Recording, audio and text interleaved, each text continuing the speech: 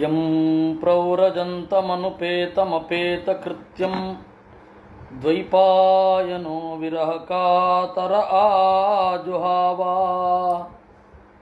ಪುತ್ರ ಇತಿ ತನ್ಮಯತಯಾ ತರವೋಪಿ ನೇದುಃ ತಂ ಸರ್ವಭೂತಹೃದಯಂ ಮುನಿಮಾನತೋಸ್ಮಿ ಯಸ್ಯಾನುಭಾವಮಖಿಲಶ್ರುತಿಸಾರಮೇಕಂ ಅಧ್ಯಾತ್ಮದೀಪಮತಿತಿತೀರಿಷತಾಂ ತಮೋಂಧಂ ಸಂಸಾರಿಣಾಂ ಕರುಣಯಾಃ ಪುರಾಣಗುಹ್ಯಂ ತಂ ವ್ಯಾಸಸೂನುಮುಪಯಾಮಿ ಗುರುಂ ಮುನೀನಾಂ ನಾರಾಯಣಂ ನಮಸ್ಕೃತ್ಯ ನರಂ ಚೈವ ನರೋತ್ತಮಂ ದೇವೀಂ ಸರಸ್ವತೀಂ ವ್ಯಾಸಂ ತತೋ ಗ್ರಂಥಮುದೀರಯೇ ಮಾತರ್ಮೇ ಮಾತರಿಶ್ವನ್ನ ಪಿತರತುಲಗುರೋ ಭ್ರಾತರಿಷ್ಟಾಪ್ತಬಂಧೋ ಸ್ವಾಮಿನ್ ಸರ್ವಾಂತರಾತ್ಮನ್ನ ಜರಜರಯುತರ್ಜನ್ಮ ಮೃತ್ಯಾಮಯಾನಾಂ ಗೋವಿಂದೇ ದೇಹಿ ಭಕ್ತಿಂ ಭವತಿ ಚ ಭಗವನ್ನೂರ್ಜಿತಾಂ ನಿರ್ನಿಮಿತ್ತಾಂ ನಿರ್ವ್ಯಾಜಾಂ ನಿಶ್ಚಲಾಂ ಸದ್ಗುಣಗಣಬೃಹತೀಂ ಶಾಶ್ವತೀಂ ಆಶುದೇವ. ನಿನ್ನೆ ನಾವು ದೇವರ ನಿಷ್ಪಕ್ಷಪಾತದ ಬಗ್ಗೆ ಆಚಾರ್ಯರ ಕೆಲವು ಮಾತುಗಳನ್ನು ನೋಡಿದ್ವಿ. ಇನ್ನೂ ಕೆಲವು ಬಾಕಿ ಇದೆ. ಆಚಾರ್ಯರ ಭಾಷ್ಯ ಇನ್ನೊಂದು ಸ್ವಲ್ಪ ಇದೆ, ಅದನ್ನು ನಾವು ನೋಡಬೇಕಾಗತ್ತೆ. ವಸ್ತುತಃ ಇದೇ ಸಮಸ್ಯೆಯನ್ನು ಬ್ರಹ್ಮಸೂತ್ರ 2ನೇ ಅಧ್ಯಾಯ 1ನೇ ಪಾದದಲ್ಲಿಯೂ ನಿರೂಪಣೆ ಮಾಡಿದ್ದಾರೆ. ಈ ಸಮಸ್ಯೆಗೆ ಪರಿಹಾರ ಏನು ಅಂತ ಹೇಳಿ ಆಚಾರ್ಯರು ಸಂಕ್ಷಿಪ್ತವಾಗಿ ವ್ಯಾಖ್ಯಾನ ಬರೆದಿದ್ದಾರೆ. ಅದನ್ನು ವಿಸ್ತಾರವಾಗಿ ಬೇರೆ ಬೇರೆ ಕಡೆ ಹೇಳಿದ್ದಾರೆ. ದೇವರಿಗೆ ಪಕ್ಷಪಾತ ಇಲ್ಲ ಅನ್ನೋದರ ಬಗ್ಗೆ ಸುಮಾರು 3-4 ಸೂತ್ರಗಳಿವೆ. ಉಪಪದ್ಯತೆ ಚಾಪ್ಯುಪಲಭ್ಯತೆ ಚ ಇತ್ಯಾದಿ ಸೂತ್ರಗಳು. ನಾವು ಇಲ್ಲಿ ಭಾಗವತ ತಾತ್ಪರ್ಯದ 7ಮ ಸ್ಕಂಧದ ಒಂದು 12ನೇ ಶ್ಲೋಕದ ವ್ಯಾಖ್ಯಾನವಾಗಿ ಅದನ್ನು ನೋಡ್ತಾ ಇದ್ದೇವೆ. ಅದು ಹೀಗಿದೆ. ನಿನ್ನೆ ಸುಮಾರು 82% ನೋಡಿದ್ದೇವೆ. 82-90 ಅಂದರೆ ತಪ್ಪಿಲ್ಲ, ಇನ್ನೊಂದು ಸ್ವಲ್ಪ ನೋಡಬೇಕಿದೆ. ನ ವಿಷ್ಣೋರ್ ವಿಷಮತ್ವಂತು ಯೋಗ್ಯತಾಪೇಕ್ಷೆಯ ಕ್ವಚಿತ್ ಯೋಗ್ಯತಾಯಾಸ್ತನ್ನಿಯತ್ಯ ವಿಷಮತ್ವಂ ಭವೇತವಾ ಇತಿ ಸ್ಕಾಂದೆ. ಬಹಳ ಸೂಕ್ಷ್ಮವಾದ ಮಾತನ್ನು ಆಚಾರ್ಯರು ಇಲ್ಲಿ ಆಡ್ತಾರೆ. ದೇವರಿಗೆ ವೈಷಮ್ಯ ಇಲ್ಲ, ಅಂದರೆ ದೇವರು ಪಕ್ಷಪಾತಿಯಲ್ಲ. ಜೀವರು ದೇವರ ಸ್ವಭಾವವನ್ನು ತಿಳಿಯದೆ ವೈಷಮ್ಯವನ್ನು ಅವರ ಮನಸ್ಸಿನಲ್ಲಿ ಇಟ್ಕೊಳ್ಬಹುದು. ಸಮ ಅಂತಂದರೆ ವಸ್ತು ಹೇಗಿದೆಯೋ ಹಾಗೆ ನೋಡೋದು ಸಮ. ವಿಷಮ ಅಂತಂದರೆ ವಸ್ತು ಹೇಗಿದೆಯೋ ಹಾಗೆ ನೋಡದೇ ಇರೋದು ಅದು ವಿಷಮ ಅಂತ ಕರೀತಾರೆ. ನ ವಿಷ್ಣೋರ್ ವಿಷಮತ್ವಂತು ಯೋಗ್ಯತಾಪೇಕ್ಷೆಯ ಕ್ವಚಿತ್. ಯೋಗ್ಯತೆ ಅಂತ ನೋಡಿದಾಗ ದೇವರಿಗೆ ವೈಷಮ್ಯ ಇಲ್ಲ.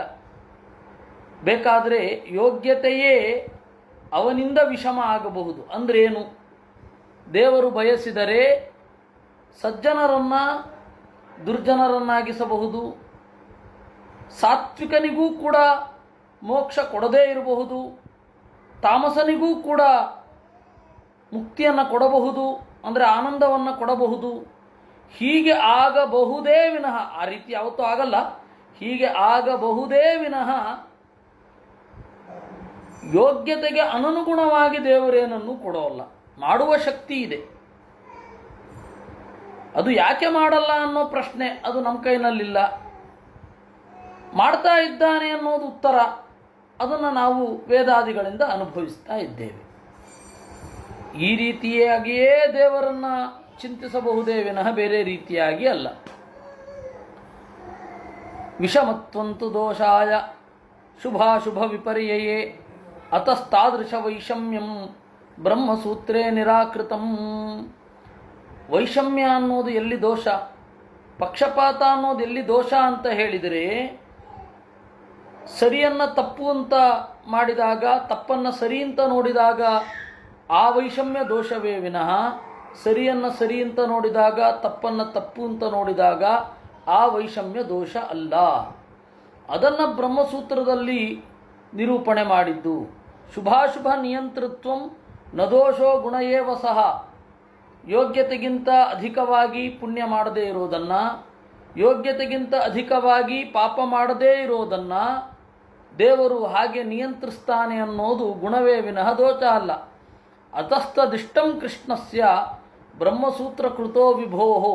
ಆ ಶುಭಾಶುಭ ನಿಯಂತೃತ್ವ ಅಂತನ್ನೋದನ್ನು ನೀವು ಪಕ್ಷಪಾತ ಅಂತಂದರೆ ಅದು ಇದ್ದೇ ಇದೆ ಅಂತ ಹೇಳಬಹುದು.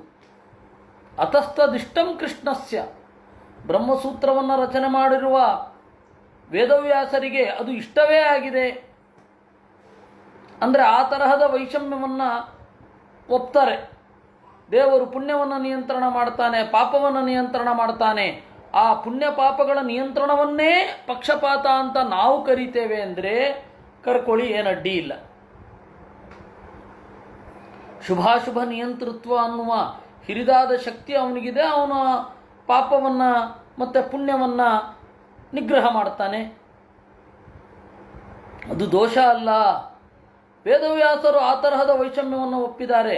ಆದರೆ ಗುಣಾನುಸಾರವಾದ ನಡೆಯನ್ನು, ಗುಣಾನುಸಾರವಾದ ವರ್ತನೆಯನ್ನು ದೇವರಿಗೆ ಇಲ್ಲ ಅಂತ ಹೇಳಲಿಕ್ಕೆ ಬರಲ್ಲ, ಮತ್ತು ಅದನ್ನು ವೈಷಮ್ಯ ಅಂತ ಕರೀಲಿಕ್ಕೆ ಬರುವಲ್ಲ ಅಂತ ಇಷ್ಟು ನಿರೂಪಣೆ ಮಾಡಿದ್ದಾರೆ. ಇತಿ ತಂತ್ರ ನಿರ್ಣಯೇ, ಇದು ತಂತ್ರ ನಿರ್ಣಯದಲ್ಲಿ ಇರೋದು. ಅದರಿಂದಾಗಿ ಈ ದೊಡ್ಡ ಹಿನ್ನೆಲೆಯಲ್ಲಿ ನೀವು ನರಸಿಂಹನ ಕಥೆಯನ್ನು ನೋಡಬೇಕು. ನಾವು ನಿನ್ನೆ ಏನು ನೋಡಿದೆವು, ಸುಮಾರು 4ನೇ ಶ್ಲೋಕದಿಂದ 12ನೇ ಶ್ಲೋಕದ ತನಕ 8-9 ಶ್ಲೋಕಗಳನ್ನು ನಾವು ನೋಡಿದ್ದೇವೆ. ಈ 8-9 ಶ್ಲೋಕಗಳಲ್ಲಿ ವೇದವ್ಯಾಸರು ದೇವರ ಭಾವಪ್ರಪಂಚವನ್ನು ಅನಾವರಣ ಮಾಡಿದ್ದಾರೆ. ಈ ಭಾವಪ್ರಪಂಚದ ಆವಿಷ್ಕಾರ ಏನಿದೆ ಅದನ್ನು ನಾವಿಲ್ಲಿ ಕಾಣಬಹುದಾಗಿದೆ. ಅದಕ್ಕೆ ಸಂಬಂಧಿಸಿದ ಹಾಗೆ ಆಚಾರ್ಯರ ವ್ಯಾಖ್ಯಾನ, ಇದಕ್ಕೆ ಬ್ರಹ್ಮಸೂತ್ರದ ಸಂಬಂಧ, ಇದನ್ನೆಲ್ಲ ನಾವು ಇವತ್ತು ಸ್ವಲ್ಪ ನೋಡಿದ್ದೇವೆ. ಇದು ಪ್ರಧಾನ. ದೇವರು ಪಕ್ಷಪಾತ ಅಂದರೆ ಏನು ಅನ್ನೋದು ಬೇಕು. ಪಾರ್ಶಿಯಾಲಿಟಿ ಅಂದರೆ ಏನು? ಪಕ್ಷಪಾತ ಅಂದರೆ ವೈಷಮ್ಯ. ವೈಷಮ್ಯ ಅಂದ್ರೇನು? ಸಮನಾಗಿ ಇರದೇ ಇರೋದು. ಸಮ ವಿಷಮ ಆಗಿದೆ. ಸಮನಾಗಿಲ್ಲದೆ ಇರೋದು ಅಂದ್ರೇನು? ದೋಷವನ್ನು ದೋಷ ಅಂತ ಚಿಂತನೆ ಮಾಡದೇ ಇರೋದು, ಗುಣವನ್ನು ಗುಣ ಅಂತ ಚಿಂತನೆ ಮಾಡದೇ ಇರೋದು ನೋಡಿ ಸಮ ಅಲ್ಲ. ಅದು ವಸ್ತು ಹೇಗಿದೆಯೋ ಆ ರೀತಿಯ ವರ್ತನೆ ಅಲ್ಲ ಅನ್ನೋದು ವಿಷಮ. ಈಗ ನೀವು ನನ್ನನ್ನು ಪ್ರೀತಿಸ್ತೀರಾ, ಅದಕ್ಕೂ ನಾನು ದ್ವೇಷವನ್ನೇ ಉತ್ತರವಾಗಿ ಕೊಡ್ತೇನೆ. ನನ್ನನ್ನು ದ್ವೇಷಿಸ್ತೀರಾ, ಅದಕ್ಕೂ ನಾನು ದ್ವೇಷವನ್ನೇ ಉತ್ತರವಾಗಿ ಕೊಡ್ತೇನೆ ಅಂದರೆ ಇದನ್ನು ಸಮ ಅಂತ ಅನ್ನಲ್ಲ, ಇದನ್ನು ವಿಷಮ ಅಂತ ಕರೀತಾರೆ. ಸಮ ಅಂದರೆ ಹೇಗೆ? ನೀವು ದ್ವೇಷ ಅಂದರೆ ದ್ವೇಷ, ಸ್ನೇಹ ಅಂದರೆ ಸ್ನೇಹ ಅಂತ ಇರುವವನಿಗೆ ಸಮ ಅಂತ ಅನ್ನೋದು. ಯಾರು ದ್ವೇಷ ಮಾಡ್ತಾರೆ ಅವರನ್ನು ಪ್ರೀತಿಸ್ತೇನೆ ಅಂತ ಹೊರಟರೂ ಅದು ವಿಷಮವೇ. ಅದರಿಂದಾಗಿ ಆ ತರಹದ ವೈಷಮ್ಯ ಇರಬಾರದು, ದೇವರಿಗೆ ಅದಿಲ್ಲ. ಸರಿ, ಆ ತರಹದ ಗುಣ ಎಲ್ಲೆಲ್ಲಿ ಇದೆ? ಎಲ್ಲೂ ಬೇಕಾದರೂ ಇರಬಹುದು. ದೇವರು ಗುಣವನ್ನು ಪ್ರೀತಿಸ್ತಾನೆ, ಇದು ಇರುವಂಥದ್ದು. ಇದಲ್ಲದೆ ಪಕ್ಷಪಾತ ಅನ್ನೋದಕ್ಕೆ ಅವ್ರದ್ದೇ ವ್ಯಾಖ್ಯಾನಗಳಿರುತ್ತೆ.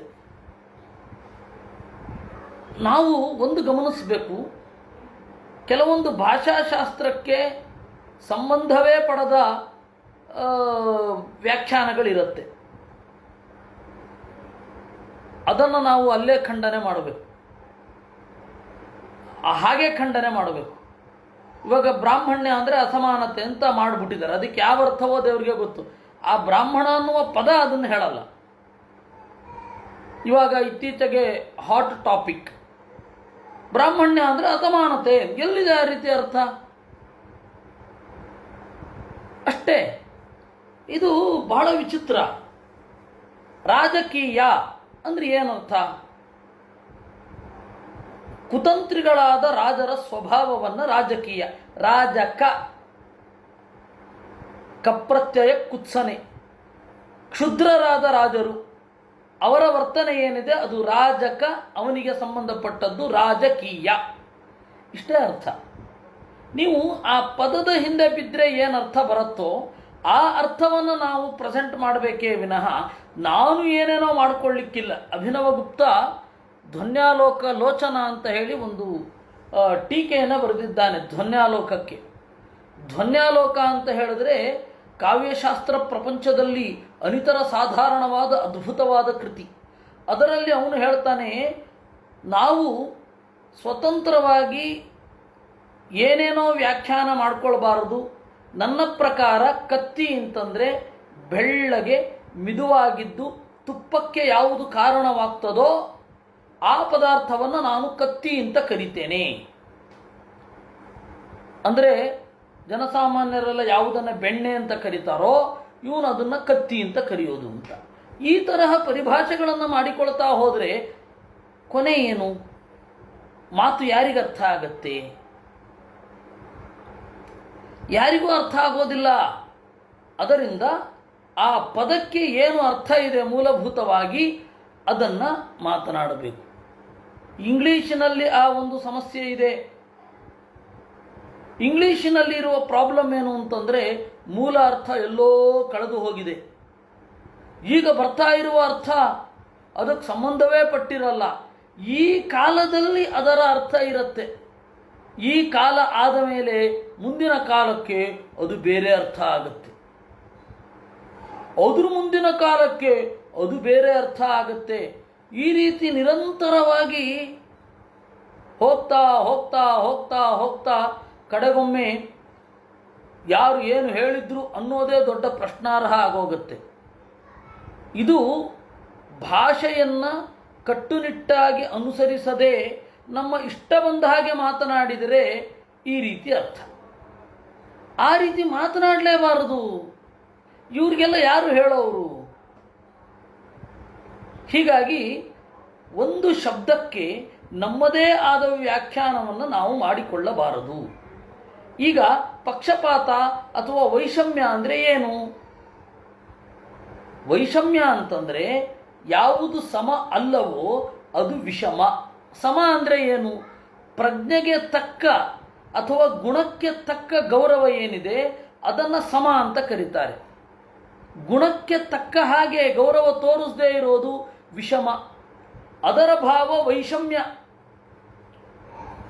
ಪಾಯಿಂಟ್ ಅಲ್ಲಿಗೆ ಬರುತ್ತೆ. ಸಮ ಅಲ್ಲ, ಸಮಕ್ಕೆ ವಿರುದ್ಧ. ಸಮ ಅಂದರೆ ಏನು? ಮಯಾ ಸಹಿತ ಸಮಃ. ಪ್ರಜ್ಞೆಯಿಂದ ಪ್ರಜ್ಞೆಗೆ ತಕ್ಕನಾಗಿ ಇರುವಂಥದ್ದು ಸಮ. ಎದುರುಗಡೆಯ ವಸ್ತು ಹೇಗಿದೆಯೋ ಹಾಗೆ ಗ್ರಹಿಸೋದು ಸಮ. ವಿಷಮ ಅಂದರೆ ಏನು? ಎದುರುಗಡೆಯ ವಸ್ತು ಇರೋದೊಂದು, ಇವನು ಗ್ರಹಿಸೋದು ಒಂದು. ಅದರಿಂದಾಗಿ ವೈಷಮ್ಯ ಅಂದರೆ ಏನು? ಎದುರುಗಡೆ ದೋಷ ಇದ್ರೂ ಅದನ್ನು ಗುಣ ಅಂತಲೇ ನೋಡೋದು, ಗುಣ ಇದ್ರೂ ಅದನ್ನು ಗುಣ ಅಂತಲೇ ನೋಡೋದು. ಇದು ವೈಷಮ್ಯ ಆಗತ್ತೆ ವಿನಃ ಬೇರೆ ಅಲ್ಲ. ಇದು ದೇವರಿಗೆ ಈ ತರಹದ ವೈಷಮ್ಯ ಇಲ್ಲ. ಇನ್ನು ಕೆಲವರು ಏನು ಹೇಳ್ತಾರೆ, ಪುಣ್ಯ ಪಾಪಗಳನ್ನು ಅವನೇ ನಿಯಂತ್ರಣ ಮಾಡ್ತಾನೆ ಅಂತ ಹೇಳಿದರೆ ಅದು ವೈಷಮ್ಯ ಅಲ್ವೇ? ಪುಣ್ಯ ಪಾಪಗಳನ್ನು ನಿಯಂತ್ರಣ ಮಾಡೋದೇ ದೋಷ ಅಲ್ಲ, ಹಣಕಾಸು ನಿರ್ವಹಣೆಯೇ ದೋಷ ಅಲ್ಲ. ಹಣಕಾಸು ನಿರ್ವಹಣೆಯಲ್ಲಿ ದಾರಿ ತಪ್ಪೋದು ದೋಷ. ಕೆಲವರು ಆ ರೀತಿ ಇಟ್ಕೊಂಡಿರ್ತಾರೆ ಎಂದರು ಆಚಾರ್ಯರು. ಅತಸ್ತಾದೃಶ ವೈಷಮ್ಯಂ ಶುಭಾಶುಭ ವಿಪರ್ಯಯೇ ಒಳ್ಳೆಯದನ್ನು ಕೆಟ್ಟದು ಅಂತ ನೋಡಿದಾಗ, ಕೆಟ್ಟದ್ದನ್ನು ಒಳ್ಳೆಯದು ಅಂತ ನೋಡಿದಾಗ ಅದು ವೈಷಮ್ಯ. ಆ ವೈಷಮ್ಯ ದೇವರಿಗಿಲ್ಲ ಅಂತ ಹೇಳ್ತಾ ಇರೋದು. ಪುಣ್ಯಗಳನ್ನು ನಿರ್ವಹಣೆ ಮಾಡೋದು, ಪಾಪ ನಿರ್ವಹಣೆ ಮಾಡೋದು, ನಿರ್ವಹಣೆ ಅಂತನ್ನೋದೇನಿದೆ, management, it is not itself crime. ಅದು ತಾನೇ ಅಪರಾಧ ಅಲ್ಲ. Mismanagement is crime. Mismanagement crime ಅಷ್ಟೇ ವಿನಃ ಮ್ಯಾನೇಜ್ಮೆಂಟ್ ಅನ್ನೋದು ಕ್ರೈಮ್ ಅಲ್ಲ. ದೇವರು ಪುಣ್ಯ ಪಾಪಗಳನ್ನು ಮ್ಯಾನೇಜ್ ಮಾಡ್ತಾನೆ, ನಿರ್ವಹಣೆ ಮಾಡ್ತಾನೆ.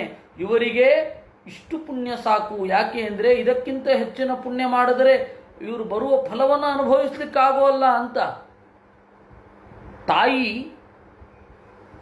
ತಾಯಿ ತೋಳ ಇರುತ್ತೆ, ತೋಳ ಗೊತ್ತಲ್ಲ, ಉಲ್ಫ್.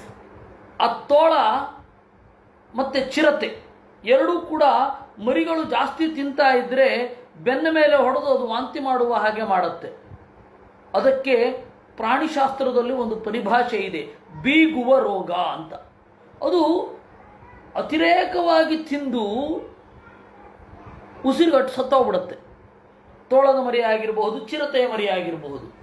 ಹಾಗಾಗದೇ ಇರಲಿ ಅಂತ ಹೇಳಿ ತಾಯಿ ತೋಳ ಅಥವಾ ತಾಯಿ ಚಿರತೆ ಅದು ಜಾಸ್ತಿ ತಿಂದಿದ್ರೆ ಬೆನ್ನಿಗೆ ಗುದ್ದು ಕೊಟ್ಟು ಅದು ವಾಂತಿ ಮಾಡುವ ಹಾಗೆ ಮಾಡುತ್ತೆ.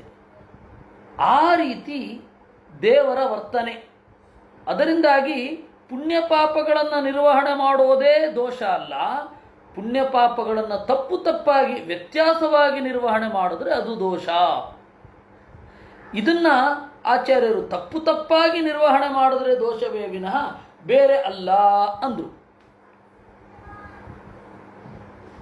ಇದಕ್ಕೆ ಕನ್ಕ್ಲೂಷನ್ ರೂಪದಲ್ಲಿ ಒಂದು ಮಾತು ಬರುತ್ತೆ. ಸವಾಪುನ ಸ್ವಸೃಷ್ಟಸ್ಯ ಸ್ಥಿತಿ ರಕ್ಷಾನುವೃತ್ತಯೇ ಸತ್ವಂ ಸ್ವರಗುಣಾನ್ ವಿಷ್ಣು ಉಪಬೃಂಹಯತೆ ಮುಹುಹು. ತಾನು ಸೃಷ್ಟಿ ಮಾಡಿದ ಪ್ರಪಂಚದ ಸೃಷ್ಟಿ ಸ್ಥಿತಿ ಲಯದ ಅನುವೃತ್ತಿಗಾಗಿ ಸತ್ವಾದಿಗಳನ್ನು ಬೆಳೆಸ್ತಾನೆ. ವಿಶೇಷತಃ ಜ್ಞಾನದ ರಕ್ಷಣೆಗಾಗಿ ದೇವತೆಗಳನ್ನು ಕಾಪಾಡುತ್ತಾನೆ, ದೇವತೆಗಳನ್ನು ಮುಂದೆ ಇಡ್ತಾನೆ, ದೈವಿಕ ಸ್ವಭಾವದವರನ್ನು ಎತ್ತರಕ್ಕೆ ಏರುವಂತೆ ಮಾಡ್ತಾನೆ. ಬೇರೆಯವರನ್ನು ಎತ್ತರಕ್ಕೆ ತಂದರೆ ಅವರು ಉಳಿಯೋದಿಲ್ಲ. ಕಾರಣ ಏನು ಅಂದರೆ ಅವರಲ್ಲಿ ಅನುಕರಣೀಯ ಗುಣಗಳಿರೋಲ್ಲ, ಮುಂದಿನ ಜೀವನಕ್ಕೆ ಅವರು ಮಾರ್ಗದರ್ಶಕರಾಗುವಲ್ಲ. ಈಗ ಏನು ಇದೆ ಅದೆಲ್ಲ 150 ವರ್ಷದ ಹಿಂದಿನದ್ದು. ಅದ್ಯಾವುದು ಮುಂದೆ ಲಕ್ಷಾಂತರ ವರ್ಷಗಳಲ್ಲಿ ಅದರ ಕುರುಹು ಇರುತ್ತೆ ಅಂತ ಹೇಳಲಿಕ್ಕೆ ಬರೋಲ್ಲ. ಇದೇನೇ ಈ ಕ್ಲೌಡ್ಸ್ ಇರಬಹುದು, ಎಲ್ಲೋ ಒಂದು ಕಡೆ ಎಲ್ಲ ಡೇಟಾವನ್ನು ರಕ್ಷಣೆ ಮಾಡಿದ್ದಾಗಿರಬಹುದು. ಆದರೆ ಪ್ರಕೃತಿಯ ಹೊಡೆತದ ಮುಂದೆ ಇದು ದೀರ್ಘಕಾಲ ಇರುತ್ತೆ ಅಂತ ಹೇಳಲಿಕ್ಕೆ ಬರೋಲ್ಲ. ಆದರೆ ದೇವರ ಭಕ್ತರ ನಡೆ ದೀರ್ಘಕಾಲ ಉಳಿಯುತ್ತೆ. ಕಾರಣ ಏನು ಅಂದರೆ ಸತ್ವಗುಣವನ್ನು ಆಂತು ನಿಂತಿರ್ತಾರೆ. ಸತ್ವ ಅನ್ನೋದು ಜ್ಞಾನಕ್ಕೆ ಪೋಷಕ ಆಗತ್ತೆ. ಆ ಜ್ಞಾನ ಅಂತನ್ನೋದು ದೀರ್ಘಕಾಲ ಇರಬೇಕಾಗತ್ತೆ. ಅದರಿಂದ ದೇವರು ಸಾತ್ವಿಕರನ್ನು ರಕ್ಷಣೆ ಮಾಡ್ತಾನೆ. ಅತ್ರೈವೋದಾಹೃತ ಪೂರ್ವಂ ಇತಿಹಾಸ ಸುರರ್ಷಿಣ, ಇದನ್ನು ಹೇಳಲಿಕ್ಕೆ ಹೊರಟಿರೋದು. ಅದರಿಂದಾಗಿ ನೋಡಿ, ಲಕ್ಷಾಂತರ ವರ್ಷಗಳ ಹಿಂದೆ ಇದ್ದ ಪ್ರಹ್ಲಾದನನ್ನು ಇವತ್ತು ನಾವು ಚಿಂತನೆ ಮಾಡ್ತೇವೆ, ಹಿರಣ್ಯಕಶಿಪುವನ್ನು ಚಿಂತನೆ ಮಾಡುತ್ತೇವೆ. ಪ್ರಹ್ಲಾದನ ಕಥೆಯಲ್ಲಿ ಬಂದದ್ರಿಂದ ಹಿರಣ್ಯಕಶಿಪುವಿನ ಕಾಲದಲ್ಲಿ ಪ್ರಭಾವಿತರಾಗಿ ಎಷ್ಟು ಜನ ನಾಸ್ತಿಕರಾದರು ಅವರು ಒಬ್ಬರು ನೆನಪೂ ಇಲ್ಲ ಈಗ. ಹಾಗೆ ಆಯಾ ರಕ್ಕಸರ ಕಾಲದಲ್ಲಿ ಪ್ರಭಾವಿತರಾಗಿ ಎಷ್ಟೆಷ್ಟು ಜನ ನಾಸ್ತಿಕರಿದ್ದರು ಒಬ್ರದ್ದು ನೆನಪಿಲ್ಲ. ಕೆಲವು ವರ್ಷಗಳ ಹಿಂದೆ ಯಾರ್ಯಾರು ನಾಸ್ತಿಕರಿದ್ದರು ಅವ್ರ ನೆನಪಿರುತ್ತೆ ಅಂದರೆ ಮೊನ್ನೆ ಹೋಗಿರ್ತಾರೆ. 100 ವರ್ಷಗಳು ಕಳೆದ ಮೇಲೆ ಅವ್ರು ಯಾರೂ ನೆನಪಲ್ಲಿ ಇರಲ್ಲ.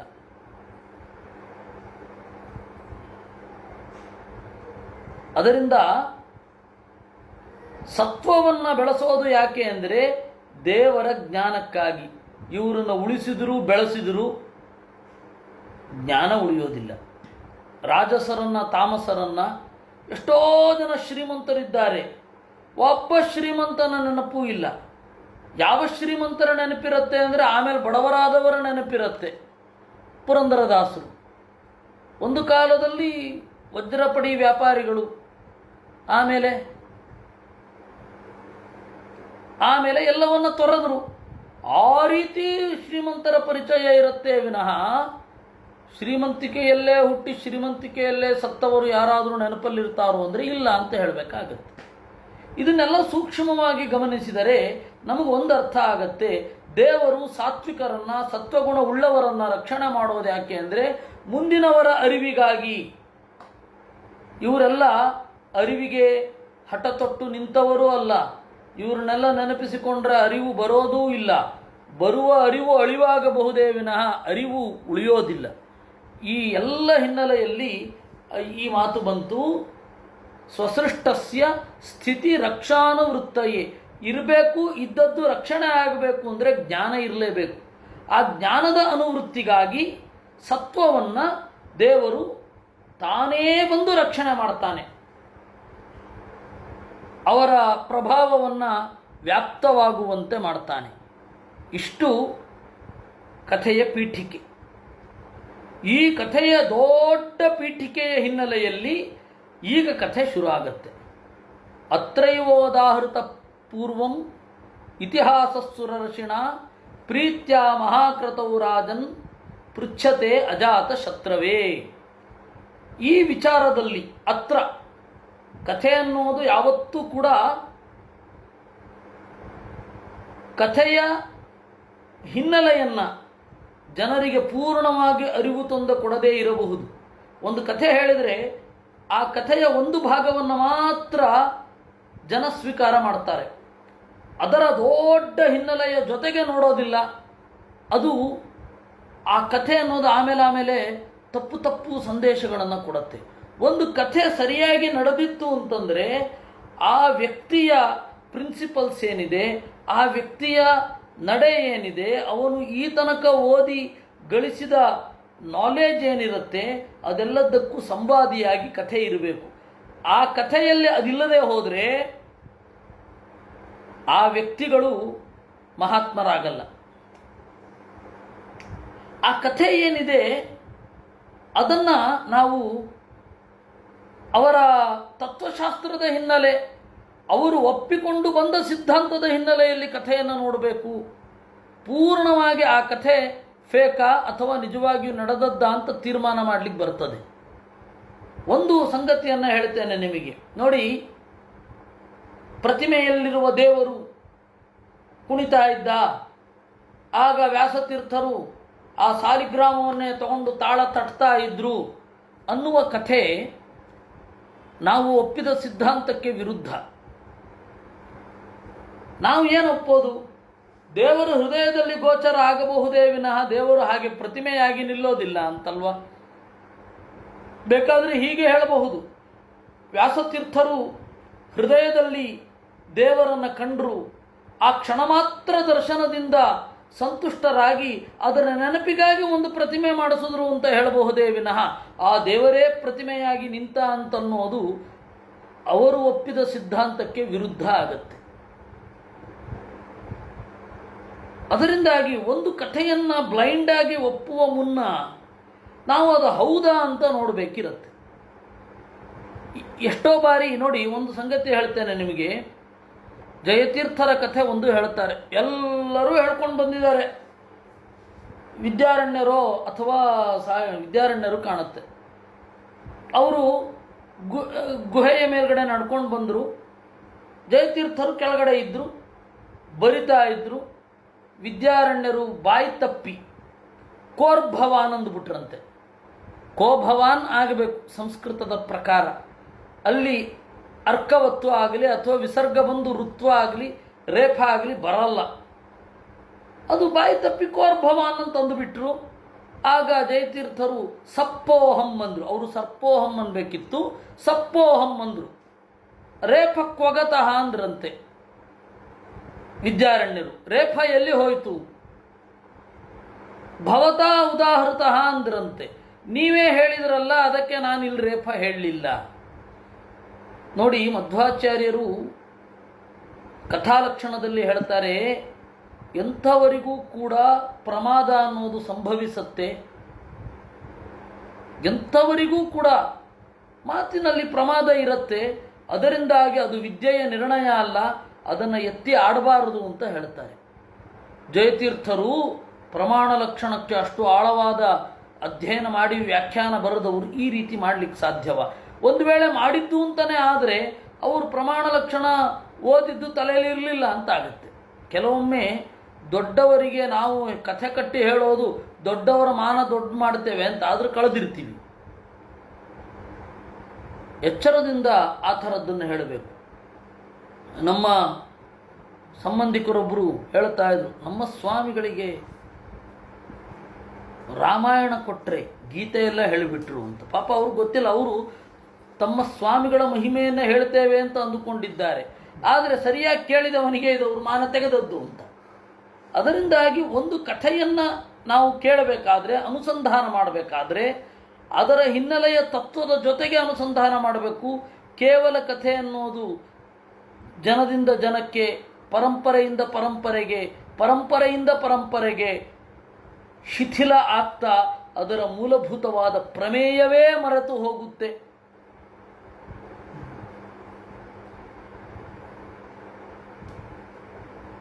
ಅದರಿಂದ ಆ ತರಹ ಎಲ್ಲ ಹೇಳಬಾರದು. ಯಾಕೆ ಇದನ್ನು ಹೇಳಿದೆ ಅಂತಂದರೆ, ಈ 4ನೇ ಶ್ಲೋಕದಿಂದ 13ನೇ ಶ್ಲೋಕದ ತನಕ ದೇವರು ತ್ರಿಗುಣಗಳ ಉಬ್ಬರವಿಳಿತಗಳಲ್ಲಿ ಯಾವಾಗ ಹೇಗೆ ಏನಕ್ಕಾಗಿ ಬರ್ತಾನೆ, ಅಲ್ಲಿ ದೇವತೆಗಳ ಜೊತೆಯಲ್ಲಿ ಹೇಗಿರ್ತಾನೆ, ದೈತ್ಯರ ಜೊತೆಯಲ್ಲಿ ಹೇಗಿರ್ತಾನೆ, ಮನುಷ್ಯರ ಜೊತೆಯಲ್ಲಿ ಹೇಗಿರ್ತಾನೆ ಅನ್ನೋದನ್ನು ಅನುಸಂಧಾನ ಮಾಡದೆ ಮುಂದಿನ ಕಥೆಯನ್ನು ಓದಿದ್ರೆ ಏನರ್ಥ ಆಗತ್ತೆ? ಅರ್ಥ ಆಗೋಲ್ಲ ಪೂರ್ಣವಾಗಿ.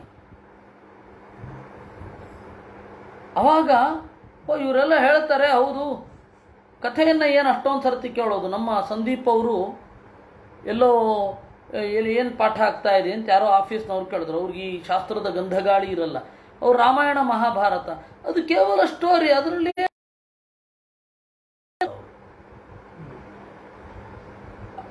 ಅವ್ರು ಬಿಡಿ. ನಮ್ಮ ಮಶಾಸಂಗಳಿಗೆ ಆ ಭ್ರಮೆ ಇದೆ. ಭಾಗವತ ಅಧ್ಯಯನ ಮಾಡೋದೇನು?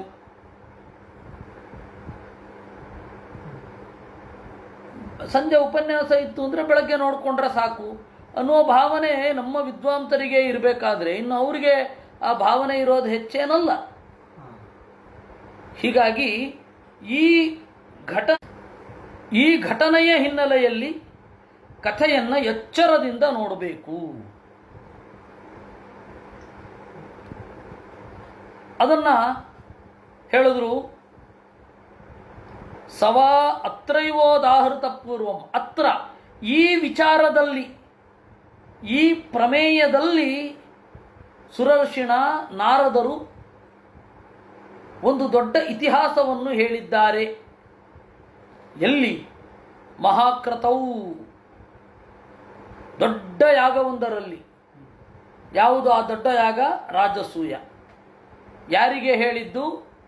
ಪೃಚ್ಛತೆ, ಕೇಳಿದವರಿಗೆ. ಕೇಳಿದವರು ಯಾರು? ಅಜಾತ ಶತ್ರುವೇ, ಯುಧಿಷ್ಠಿರ. ಯುಧಿಷ್ಠಿರನಿಗೆ ಅಜಾತ ಶತ್ರು ಅಂತ ಅರ್ಥ, ಶತ್ರು ಅಂತ ಹೆಸರು.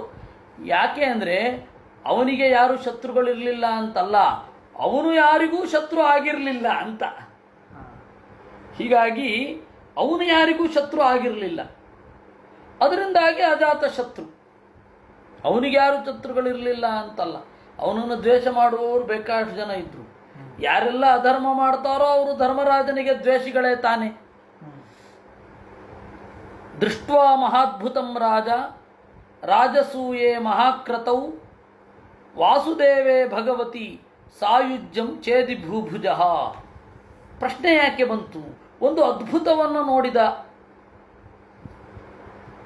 ಧರ್ಮರಾಜ. ಏನು ಅದ್ಭುತ? ಚೇದಿ ಭೂಭುಜ, ಚೇದಿ ದೇಶದ ಒಡೆಯ ಯಾರು? ಶಿಶುಪಾಲ. ಅವನು ಪರಮಾತ್ಮನಲ್ಲಿ ಸಾಯುಜ್ಯವನ್ನು ಹೊಂದಿದ. ಎಲ್ಲರೂ ನೋಡ್ತಾ ಇರುವಾಗ ದೇವರು ಚಕ್ರವನ್ನು ಎಸೆದ ಚಕ್ರ ಶಿಶುಪಾಲನ ತಲೆ ಕತ್ತರಿಸಿತು. ಆ ಒಂದು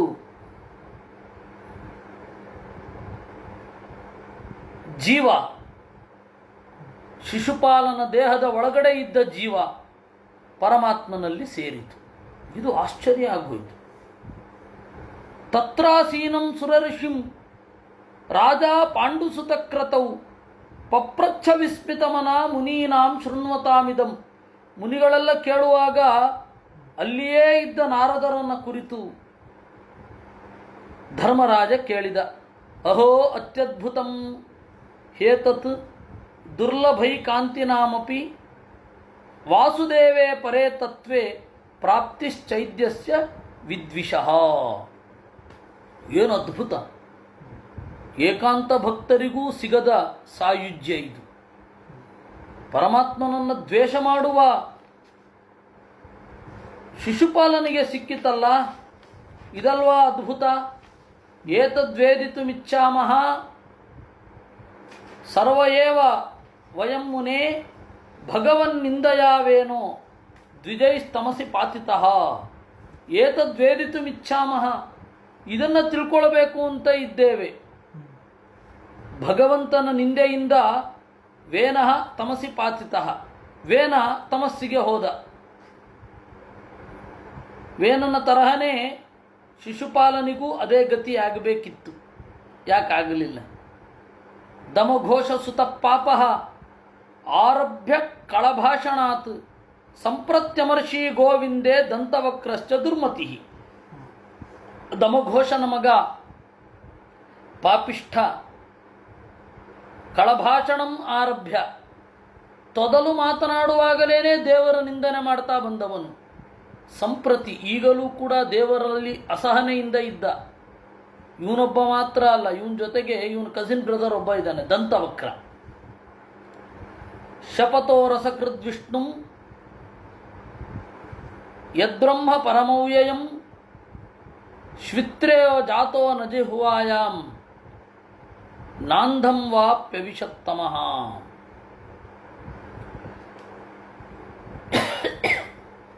ಶಪಥೋ ಅಸಕೃತ್, ಪದೇ ಪದೇ ದೇವರನ್ನು ಬೈಯುವುದು ಅವರಿಗಿರುವ ಕೆಲಸ.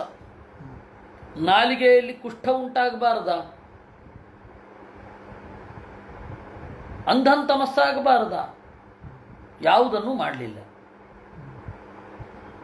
ಇಲ್ಲಿ ಶ್ವಿತ್ರೋ ನಜಾತೋ ಜಿಹ್ವಾಯಾಮ್ ಅಂತ ಇದೆ. ನಾಲಿಗೆಯಲ್ಲಿ ಹುಳ ಬೀಳೋದು ಅಂತ ಈಗ ಹೇಳ್ತೇವೆ. ಆವಾಗ ನಾಲಿಗೆಯಲ್ಲಿ ಕುಷ್ಠ ಬರಬಾರದೆ, ಅಥವಾ ಅಂಧಂತಮಸ್ಸಿಗೆ ಹೋಗಲಿಲ್ವೇ? ಏನು ಈ ಆಪ್ಷನ್? ಅದಕ್ಕೆ ಆಚಾರ್ಯರು ತಾತ್ಪರ್ಯ ಬರೆದರು, ಇದನ್ನು ಹೇಗೆ ಅರ್ಥ ಮಾಡಿಕೊಳ್ಬೇಕು ಅಂತ. ಏನು? ನಿಯಮಾದ್ಭುಜ್ಯತೆ ಪುಂಭಿ ಧರ್ಮಾಧರ್ಮ ಫಲಂ ಋತೌ ಕೈಶ್ಚಿದತ್ರಾಪಿ ಭುಜ್ಯೇತ ತಸ್ಮಾನ್ ನಾಧರ್ಮಮಾಚರೇತ್ ಇತಿ ಭಾರತೆ. ನೋಡಿ, ಸಾಯುವಾಗಂತೂ ಪುಣ್ಯದ ಅಥವಾ ಪಾಪದ ಫಲವನ್ನು ಪಡೆದೇ ಪಡಿತಾರೆ. ಕೆಲವೊಬ್ಬರು ಮಾಡಿದ ಪಾಪಕ್ಕೆ ಆ ದೇಹದಲ್ಲಿಯೇ ಫಲವನ್ನು ಅನುಭವಿಸ್ತಾರೆ. ಅದರಿಂದ ಒಟ್ಟಾರೆ ಅಧರ್ಮವನ್ನು ಆಚರಿಸಬಾರದು ಅಂತ ಮಹಾಭಾರತದಲ್ಲಿದೆ. ಅದರಿಂದಾಗಿ ಪಾಪದ ಫಲ ಬದುಕಿದ್ದಾಗಾದರೂ ಆಗಬೇಕಿತ್ತು, ಸತ್ ಮೇಲಾದರೂ ಆಗಬೇಕಿತ್ತು, ಎರಡೂ ಆಗಲಿಲ್ವಲ್ಲ ಅನ್ನೋದು ಧರ್ಮರಾಜನ ಅಭಿಪ್ರಾಯ. ಇಲ್ಲ ಅಂದರೆ ಇದೇನು ಸ್ಟೇಟ್ಮೆಂಟ್ ಇದು ಅಂತಲೇ ಅರ್ಥ ಆಗಲ್ಲ. ಈ ಪ್ರಶ್ನೆ ಏನು ಅಂತಲೇ ಅರ್ಥ ಆಗಲ್ಲ ನಮಗೆ. ಆಚಾರ್ಯರು ಆ ಪ್ರಶ್ನೆಯ ಆಂತರ್ಯವನ್ನು ಹೇಳಿದರು.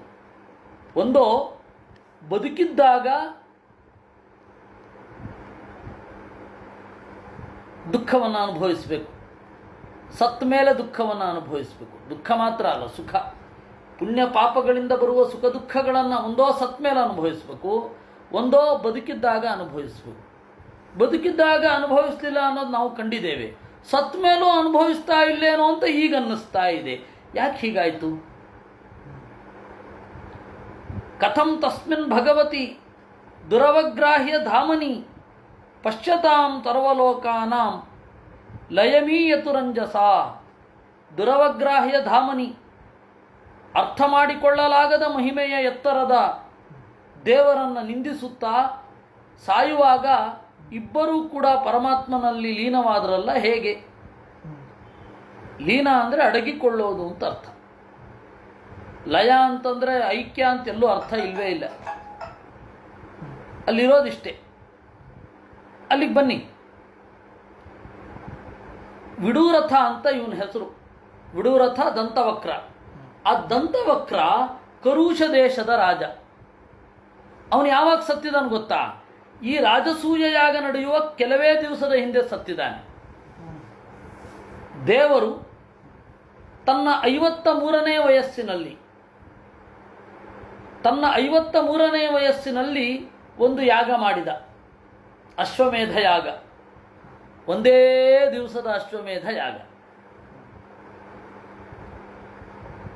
54ನೇ ವರ್ಷ ಕಳೆದ ಮೇಲೆ 55ನೇ ವಯಸ್ಸು ಬಂದಾಗ ಧರ್ಮರಾಜನಿಗೆ 57 ಆಗಿತ್ತು. ಅವ ಏನು ಮಾಡಿದ? ರಾಜಸೂಯ ಯಾಗ ಮಾಡಬೇಕು ಅಂತ ತೀರ್ಮಾನ ಮಾಡಿದ.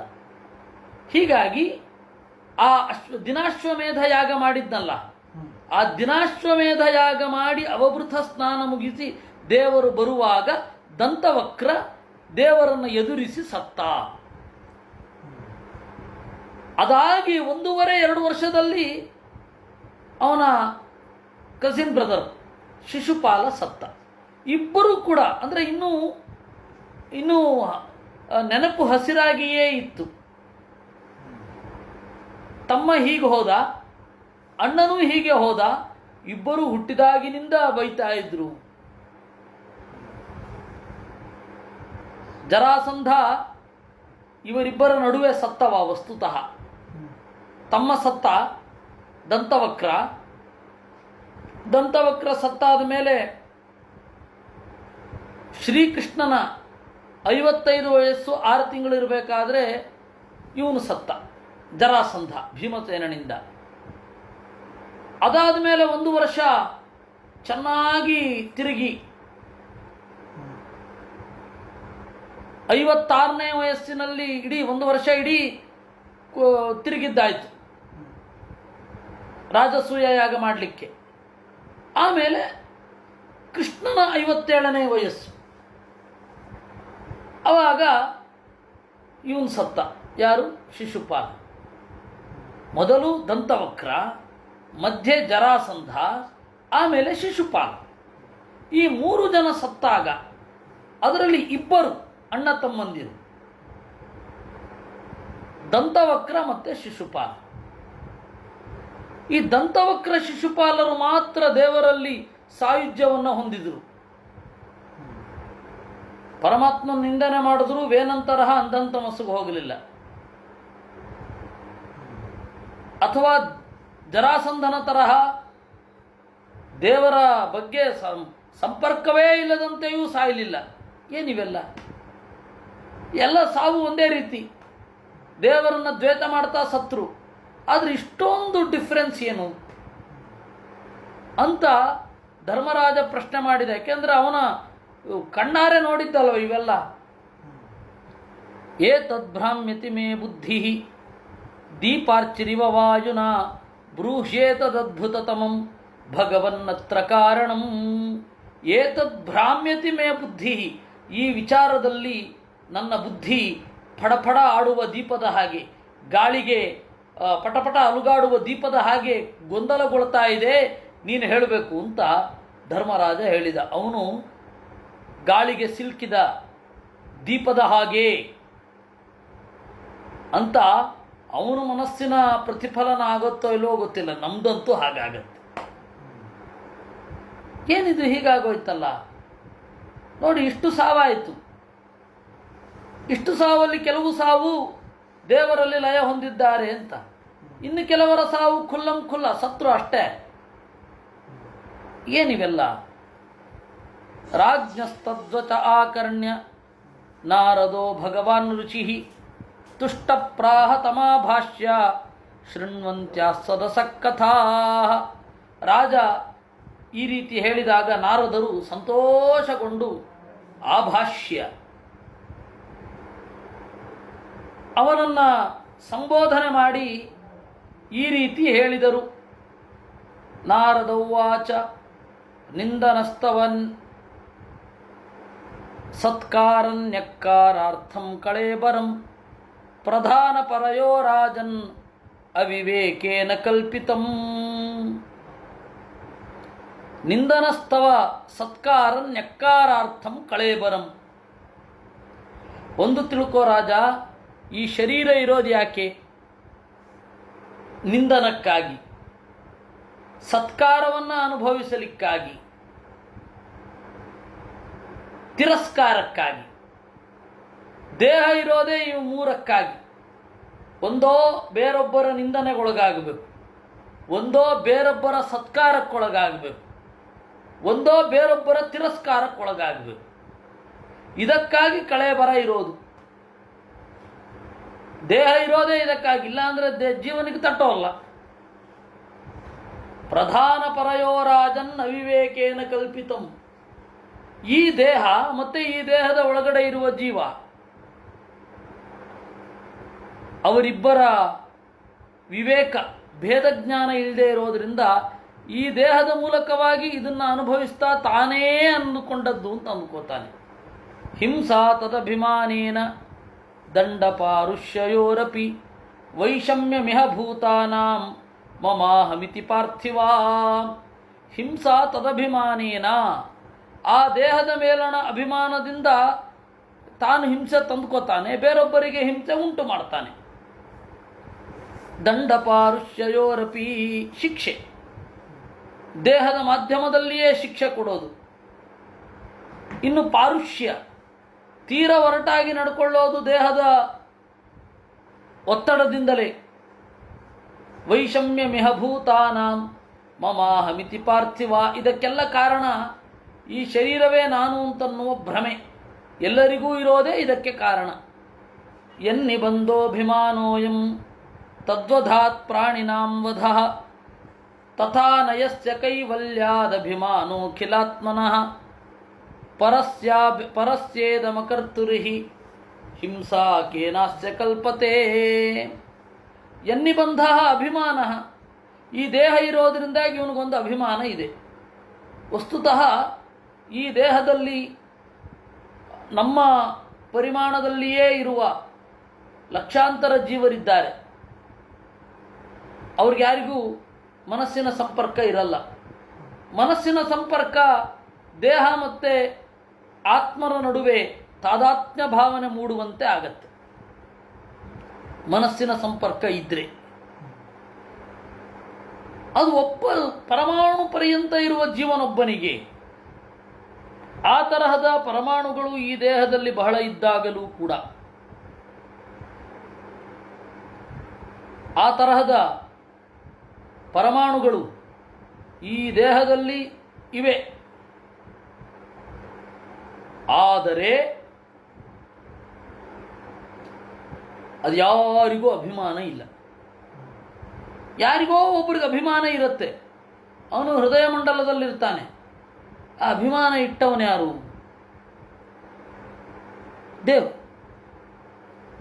ಎನ್ನಿಬಂಧ ಅಭಿಮಾನೋಯಂ ತದ್ವಧಾತ್, ಅದರಿಂದಾಗಿ ದೇಹವನ್ನು ಕೊಂದರೆ ಜೀವ ನನ್ನನ್ನು ಕೊಂದ ಅಂತ ಅಂದುಕೋತಾನೆ. ತಥಾ ನಯಸ್ಯ ಕೈವಲ್ಯಾತ್, ದೇಹ ಇಲ್ಲದೆ ಇರೋದ್ರಿಂದ, ದೇಹ ಇಲ್ಲ ಅಂತ ಅಂದುಕೊಂಡ್ರೆ ಈಗ ಇನ್ನೊಂದು ಜೀವ, ಎಷ್ಟೋ ಜೀವಗಳಿರ್ತವೆ. ಏಕೆಂದರೆ ಪರಮಾಣು ಪ್ರದೇಶೇಪಿ ಅನಂತ ಜೀವರಾಶಯ ಅಂತ ವಿಷ್ಣು ತತ್ವ ನಿರ್ಣಯದಲ್ಲಿ ಒಂದು ಕಡೆ ಬರುತ್ತೆ. ಪರಮಾಣು ಪ್ರದೇಶದಲ್ಲಿಯೂ ಕೂಡ ಅನಂತ ಜೀವರಾಶಿಗಳಿರ್ತವೆ ಅಂತ. ಪರಮಾಣು ಪ್ರದೇಶದಲ್ಲಿ ಅನಂತವಾದ ಜೀವರಾಶಿಗಳಿರಬೇಕಾದ್ರೆ ಅವ್ರು ಯಾರಿಗೂ ಅಭಿಮಾನ ಇಲ್ಲ, ಇವನೊಬ್ಬನಿಗೆ ಮಾತ್ರ ಅಭಿಮಾನ. ಅವ್ರಿಗೆ ಅಭಿಮಾನ ಯಾಕಿಲ್ಲ ಅಂತಂದರೆ ಈ ದೇಹ ನಾನು ಅಂತ ಅವರು, ನಾವು ನಮ್ಮ ದೇಹ ಅಂತ ಯಾವ ಅಭಿಮಾನ ಇದೆ ಅದರಲ್ಲಿಲ್ಲ. ಪರಸ್ಯ ಅಭಿಮಾನ ಅಖಿಲಾತ್ಮನಃ, ದೇವರಿಗೆ ಕೈವಲ್ಯಾತ್ ನಯಸ್ಯ, ಈ ಅಭಿಮಾನ ಇರಲ್ಲ. ಪರಸ್ಯ ಇದಂ ಅಕರ್ತುರಿಹಿ ಹಿಂಸಾ ಕೇನಾಸ್ಯ ಕಲ್ಪತೆ, ಅದರಿಂದಾಗಿ ದೇವರಿಗೆ ಹಿಂಸೆ ಆಗಲ್ಲ. ಇದು ಬಹಳ ವಿಚಿತ್ರವಾದ ಉತ್ತರ. ದೇವರಿಗೆ ಬೈಯೋದ್ರಿಂದ ನೋವೇ ಆಗಲಿಲ್ಲ, ಅದರಿಂದಾಗಿ ಅವನು ಯಾಕೆ ದುಃಖ ಕೊಡಬೇಕು? ಕೊಡಬೇಕಾಗಿಲ್ಲ. ದೇವರಿಗೆ ನೋವಾಗೋದ್ರಿಂದ ದುಃಖ ಕೊಡಬೇಕಾಗಿಲ್ಲ. ದೇವ್ರಿಗೂ ನೋವೇ ಆಗಲ್ಲ. ಯಾಕಾಗಲ್ಲ? ಈ ದೇಹ ನನ್ನದು ಅನ್ನುವ ಭ್ರಾಂತಿ ಇಲ್ಲ. ವಿಭಿನ್ನವಾದ ದೇಹದ ಮಾಧ್ಯಮದಲ್ಲಿ ಅಲ್ಲವೇ ನಿಂದನೆ, ಸತ್ಕಾರ, ತಿರಸ್ಕಾರ, ಅಪಕಾರ ಎಲ್ಲ ಆಗೋದು. ಅದಾಗಲಿಲ್ಲ ಅಂದರೆ ದೇವರು ಯಾಕೆ ಕೊಡಬೇಕು? ಅಂದರೆ ದೇವರು ಗುಣವನ್ನು ಅವಲಂಬಿಸಿಯೇ ಕೊಡ್ತಾನೆ ಅಂತ ಹೇಳಿ ಇದರ ಸೂಚನೆ. ಅಕರ್ತು ತಸ್ಯ ಅನ್ಯಕರ್ತ ನ ವಿದ್ಯತೆ ಇದಂ ಯೇಷ. ದೇವರಿಗಂತೂ ಹಿಂಸೆ ಆಗೋಲ್ಲ. ವ್ಯತ್ಯಯ ಅತಿಶಯ ಕುತ್ಸನಾಭೇದೇತು. ಇಲ್ಲಿ ಇದಂ ಅಂತ ಹೇಳಿ ಇದೆ, ಅದು ಹಿಂಸಾ ಅನ್ನೋದಕ್ಕೆ ವಿಶೇಷಣ ಆಗಬೇಕು. ಸಂಸ್ಕೃತದಲ್ಲಿ ವಿಶೇಷಣ ಮತ್ತು ವಿಶೇಷ್ಯ ಸಾಮಾನ್ಯವಾಗಿ ಸಮಾನ ಲಿಂಗದಲ್ಲಿ ಇರುತ್ತೆ. ಇಲ್ಲಿ ಇದಂ ಅಂತನ್ನೋದು ನಪುಂಸಕಲಿಂಗ, ಹಿಂಸಾ ಅನ್ನೋದು ಸ್ತ್ರೀಲಿಂಗ. ಇದಂ ಹಿಂಸಾ ಹೇಗಾಗತ್ತೆ? ಇಯಂ ಹಿಂಸಾ ಅಂತ ಆಗಬೇಕು. ಇಯಂ ಅಂತ ಮಾಡಿದರೆ ಏನು ಛಂದೋಲೋಪ ಏನಾಗ್ತಾ ಇರಲಿಲ್ಲ. ಪರಸ್ಯೇ ಯಮಕರ್ತುರ್ಹಿ ಹಿಂಸಾ ಕೇನಾಸ್ಯ ಕಲ್ಪ್ಯತೆ ಅಂತ ಹೇಳಿಯೇ ಇರ್ತಾ ಇತ್ತು. 18 ಅಕ್ಷರಗಳು.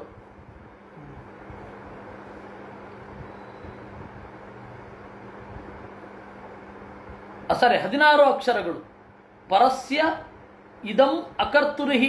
ದಮ್ ಅನ್ನೋ ಜಾಗದಲ್ಲಿ ಎಂ ಹಾಕಿಬಿಟ್ಟಿದ್ರೆ ಛಂದಸ್ಸು ಸರಿಯಾಗೋದು. ಆದರೆ ಯಾಕೆ ಉದ್ದೇಶಪೂರ್ವಕವಾಗಿ ಇದಂ ಅಕರ್ತುಹು ಅಂದರು? ಆಚಾರ್ಯರು ಹೇಳಿದ್ರು, ವ್ಯತ್ಯಯ ಅತಿಶಯ ಕುತ್ಸನಾ ಭೇದೇಶು. ವ್ಯತ್ಯಾಸ ಮಾಡೋದು ಯಾಕೆ ಅಂದರೆ ಅತಿಶಯವನ್ನು ಹೇಳಲಿಕ್ಕೆ. ವಿಚಿತ್ರವಾದ ಹಿಂಸೆಯನ್ನು ಅನುಭವಿಸ್ತಾನೆ ಈ ದೇಹ ನಾನು ಅಂತನ್ನುವ ಪ್ರಜ್ಞೆ ಇರೋದ್ರಿಂದ. ದೇವ್ರಿಗದಿಲ್ಲ ಅಂದರೆ ಅವನಿಗೆಲ್ಲಿ ಹಿಂಸೆ ಆಗುತ್ತೆ? ಹಿಂಸೆಯಿಂದ ಸಿಟ್ಟು ಮಾಡ್ಕೊಳ್ಳೋ ಪ್ರಸಂಗ ಇಲ್ಲ. ಸಿಟ್ಟು ಮಾಡಿಕೊಂಡು ಜೀವನಿಗೆ ನನ್ನನ್ನು ಬೈದ ಅಂತ ಹೇಳಿ ದುರ್ಗತಿಯನ್ನು ಕೊಡುವ ಅವಶ್ಯಕತೆ ಇಲ್ಲ. ಇಷ್ಟನ್ನು ತಲೆಯಲ್ಲಿಟ್ಕೋ ಅಂತಂದರು. 24. ನಾಳೆ ಸಾಂಕೇತಿಕವಾಗಿ ಮಾಡಬೇಕಾಗತ್ತೆ, ಏಕೆಂದರೆ ನಾಳೆ ಮನೆಯ ಶಿಫ್ಟಿಂಗ್ ಇದೆ. ಆದರೆ ಇದನ್ನು ಬಿಡಬಾರದು. ಹೀಗಾಗಿ ಒಂದು ಅರ್ಧ ಗಂಟೆ ಆದರೂ ಮಾಡ್ತೇನೆ. ಪೂರ್ತಿ ಮಾಡಲಿಕ್ಕಾದರೆ ಸಂತೋಷ, ಇಲ್ಲ ಅಂದರೆ ಅರ್ಧ ಗಂಟೆ ಆದರೂ ಮಾಡೇ ಮಾಡ್ತೇನೆ. ಅದನ್ನು ನಾವು ನಾಳೆ ನೋಡೋಣ ಅಂತ ಹೇಳ್ತಾ ಇವತ್ತಿನ ಚಿಂತನೆಯನ್ನು ಮುಗಿಸೋಣ. ಕೃಷ್ಣಾರ್ಪಣಮಸ್ತು. ಅನೇನ ಭಾವಿಯ ಪುಣ್ಯಂ ತದಾಪ್ನೋತು ಪಿತಾ ಮಮ. ಕೃಷ್ಣಾರ್ಪಣಮಸ್ತು.